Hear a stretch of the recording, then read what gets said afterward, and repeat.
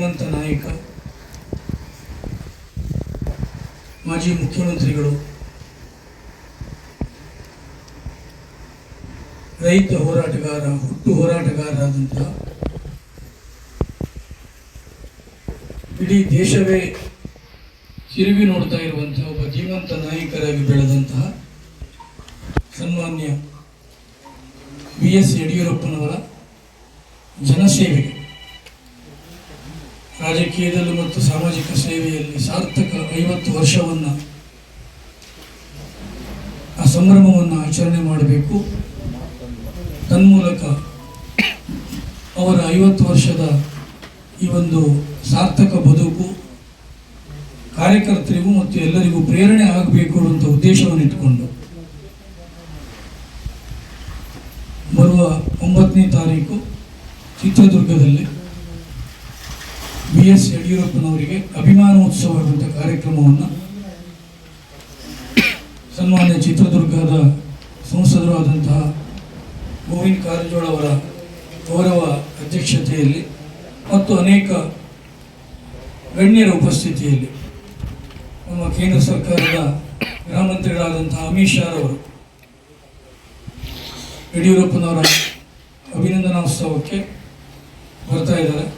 ಕರ್ನಾಟಕದ ರಾಜ್ಯದ ನಮ್ಮ ಎಲ್ಲ ಕಾರ್ಯಕರ್ತರು ಮತ್ತು ಅಭಿಮಾನಿಗಳು ಕಣ್ತುಂಬಿಕೊಳ್ಬೇಕು ಅಂತ ಉದ್ದೇಶವನ್ನು ಇಟ್ಟುಕೊಂಡು ಈ ಮಾಹಿತಿಯನ್ನು ಹಂಚಿಕೊಳ್ಬೇಕು ಅನ್ನೋ ದೃಷ್ಟಿಯಿಂದ ಈ ಪತ್ರಿಕಾಗೋಷ್ಠಿ ಕರೆದಿದೆ. ನಾವೇನಲ್ಲಿ ಕಳ್ಕೊಂಡಿದ್ದೇನೂ ಇಲ್ಲ. ಕಾಂಗ್ರೆಸ್ಸಿನ 2 MLAಗಳಿದ್ರು, ಕಾಂಗ್ರೆಸ್ ಅಧಿಕಾರಕ್ಕೆ ಅಲ್ಲಿ 2 MLAಗಳು ಗೆದ್ದಿದ್ದಾರೆ. ಸಹಜವಾಗಿ ಇದು ಆಡಳಿತ ಪಕ್ಷದಲ್ಲಿ ಇರುವಂಥ ಸಂದರ್ಭದಲ್ಲಿ ಅಲ್ಲಿ ಆರಿಸುವಂಥದ್ದು ಸಹಜ. ಇದು ಒಂದು ಗಮನಿಸಬೇಕಾದ ಕೆಲವು ಅನುಕಂಪದ ಏನು ಅವರು ಗಳಿಸ್ಕೊಂಡಿರ್ಬೋದು ಅಂತದನ್ನು ನಾನು ಅಷ್ಟೊಂದು ಹೇಳಿಕ್ಕೆ ಮಾತ್ರ ಬಯಸ್ತೇನೆ. ಆದರೆ ನಮ್ಮ ಸಂಘಟನೆ ಬಾಗಲಕೋಟೆಯಲ್ಲಿ ಮತ್ತು ದಾವಣಗೆರೆಯಲ್ಲಿ 24x7 ಅಲ್ಲಿ ಕೆಲಸ ಮಾಡಿದೆ. ನೀವು ಗಮನಿಸಿರ್ಬೋದು.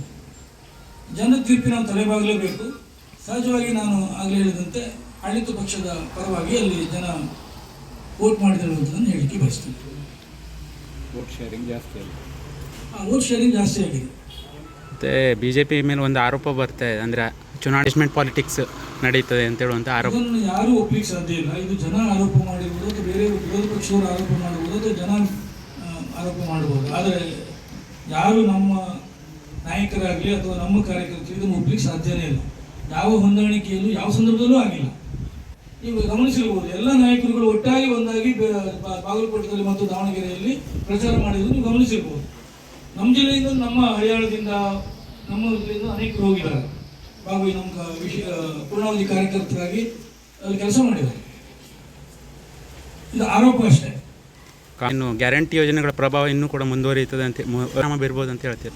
ಆ ಕಾರಣದಿಂದ ಜನ ವೋಟ್ ಮಾಡಿದ್ರು ನಾನಂತೂ ಒಪ್ಲಿಕ್ಕೆ ಸಾಧ್ಯ ಇಲ್ಲ, ಯಾರೂ ಒಪ್ಲಿಕ್ಕೆ ಸಾಧ್ಯ ಇಲ್ಲ. ನಾನು ಅದು ಹೇಳಿದ್ನಲ್ಲ, ಸಹಜವಾಗಿ ಏನಾಗುತ್ತೆ ಅಂದರೆ 2 ವರ್ಷ ಅಧಿಕಾರದಲ್ಲಿ ಇರ್ತಾರಂಥದ್ದು ಭಾವನೆಯಲ್ಲಿ ಇರ್ತದೆ, ಅನುಕಂಪ. ಇದನ್ನು ಇಟ್ಕೊಂಡು ಅಲ್ಲಿ ಜನ ವೋಟ್ ಮಾಡಿರೋದು ನಾನು ಹೇಳಲಿಕ್ಕೆ ಬಯಸ್ತೇನೆ.